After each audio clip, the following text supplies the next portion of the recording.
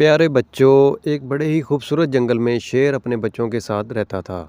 शेर हमेशा अपने बच्चों को मोहब्बत, प्यार और इत्तेफाक की तलकीन करता था और उन्हें मोहब्बत प्यार से रहने का कहता था।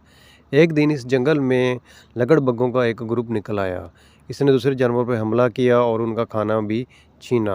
उनकी नज़र शेर के बच्चों पे पड़ी तो उन्होंने प्रोग्राम बनाया कि हम इस शेर के बच्चों पे हमला करते हैं। एक दिन शेर अपने बच्चों के खाने के लिए कहीं दूर चला गया। मौका पाते ही लकड़बग्घों ने शेर के बच्चों पे हमला कर दिया। शेर के बच्चों ने लकड़बग्घों का मुकाबला करने का सोचा और मदद के लिए दूसरे जानवरों को भी पुकारना शुरू कर दिया।